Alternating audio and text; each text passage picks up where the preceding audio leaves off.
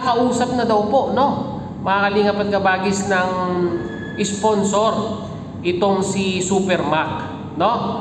At parang hindi po sila nagkasundo sa presyo nung kontrata, sabihin na natin, dahil medyo sabihin na nating mataas yung quotation na ibinigay ni Super Mac. Jubilito TV Official. So yun. And yun, sa mga kabagis, this is Jubilito TV Official at eto na naman po muli ang isang edisyon ng ating reaction video, mga kalingap at kabagis, no? Pero once again, bago po lahat, may kalab shoutout po muna kay Kuya Val Santos Matubang, kay Ate Edna Vlogs, kay Kalingap Rab, Kalingap Netizens, Kalingap Subscribers, Kalingap Supporters, Kalingap Reactors, Team Bios, Team Karepa, may kalab shoutout po sa inyong lahat.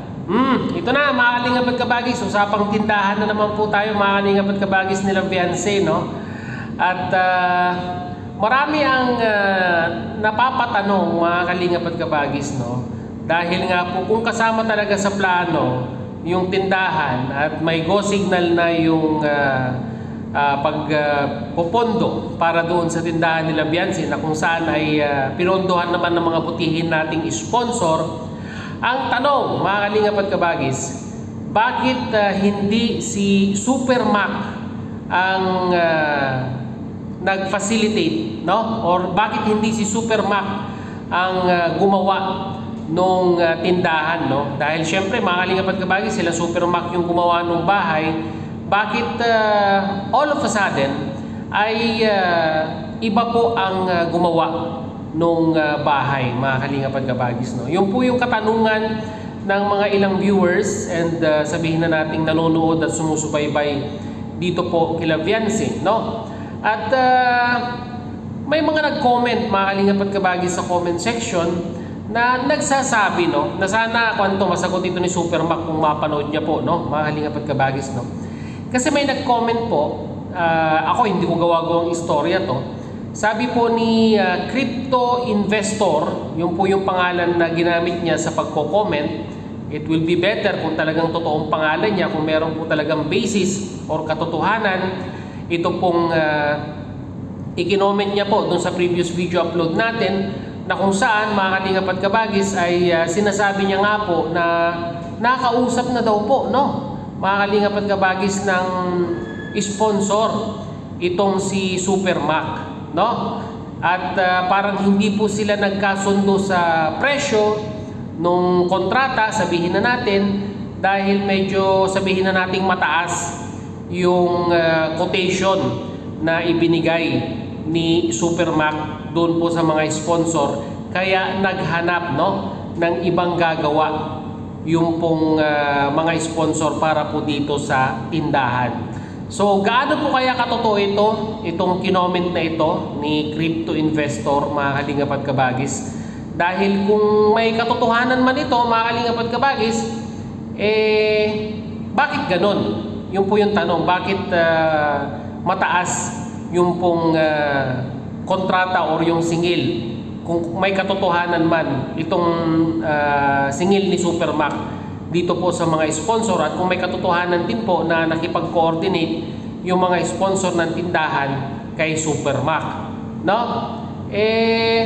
Di ba, kung presyong kalingap din lang, di ba, presyong nagmamahal sa mga beneficiaries, ay it would be justifiable kung sasabihin natin na ito po yung presyo kasi ng kwan ngayon, ng mga nagtatrabaho, ito po yung mga presyo ng materialis ngayon, at ganyan po talaga yung current price ng pangungontrata, no? Siguro binigay yung sukat at ito yung magiging disenyo, and based from doon sa sinabi ng mga sponsor, nag-quotation itong si Super Mac at medyo nataasan nga po, no, mga kalingap at kabagis, yung mga sponsor doon po sa binigay na quotation ni Super Mac. Kung totoo man yung sinabi po ni Crypto Investor na nakausap na daw po itong si Super Mac at nataasan nga po doon sa presyong ibinigay sa kanila, no, mga kalingap at kabagis, no?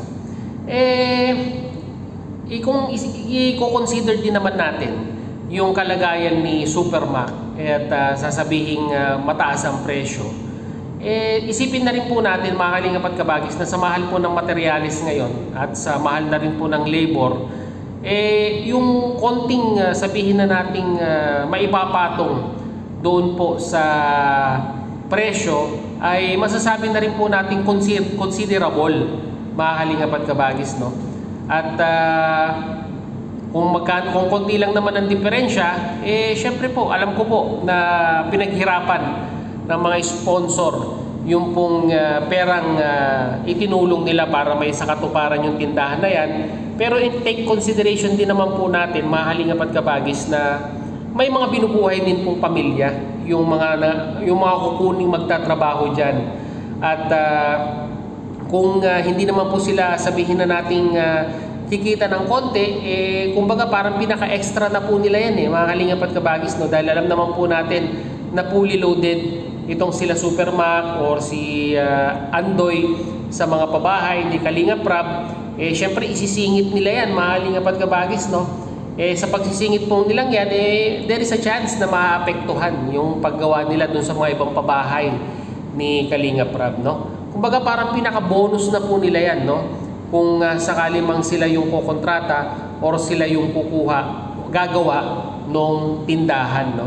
So, wag po nating ibabash, no, si Super Mac mga kalingap at kabagis dahil hindi pa po natin naririnig yung side niya regarding po dito. At may kadahilanan din po kung may katotohanan mang nakausap na ng sponsor itong si Super Mac, there is a certain reason kung bakit ganun yung kanyang presyo. Kung may katotohanan once again na nakausap na po siya ng sponsor at namahalan doon po sa ibinigay na presyo sa kanya, no?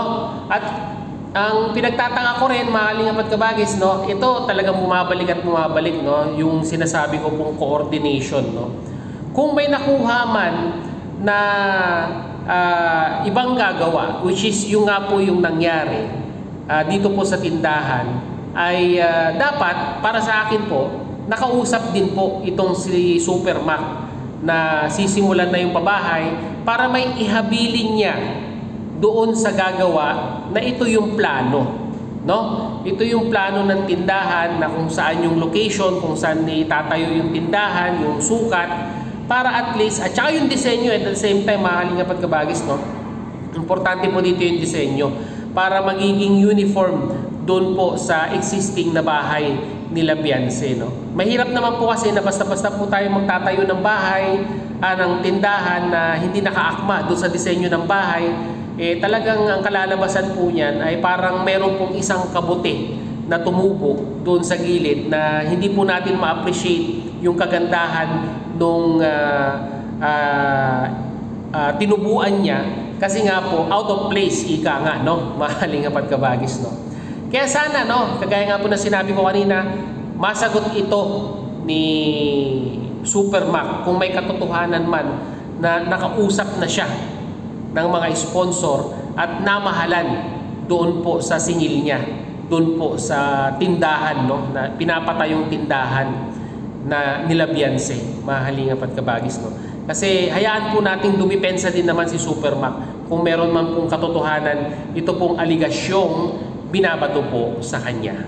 So yun mga kalingap at kabagis, yun lamang po ang ating reaction video for today. Mag-comment po kayo sa ating comment section kung ano naman po ang inyong masasabing opinion, reaction dito nga po, no, mga kalingap at kabagis, sa aligasyon na di umano si Super Mac ay nakausap daw po ng sponsor at inayawan dahil nga po namahalan doon po sa kanyang singil. No, mga kalingap at kabagis, no? Mag-comment po kayo sa ating comment section. So yun mga kalingap at kabagis, muli maraming salamat dahil sa dulo po ng ating reaction video ngayong araw na ito ay nasamahan niyo po muli si Jubilito TV Official. At muli po nagpapaalala po ang inyong host sa mga hindi pa po nakasubscribe sa channel po ni Kuya Val Santos Matubang at Edna Vlogs, Kalingap Rab. Yan, supportahan po natin ang kanilang mga YouTube channel. And at the same time, muli po naglalambing din po ang inyong host sa mga hindi pa po nakasubscribe sa channel po ni Jubilito TV Official ay pakita naman po ang subscribe button at ang notification bell para maging updated po kayo sa mga darating nating reaction videos. Ganun din po, paki-follow and like ang ating official FB page na may title din po kaparehas ng ating official YouTube channel, Jubilito TV Official. So yun mga kalingap at kabagis, hanggang dito na lang. Once again, this is Jubilito TV Official, proud member po ng Team Cos at ng Team Fios. As I always say mga kalingap at kabagis, peace, God first. God bless po. Bye!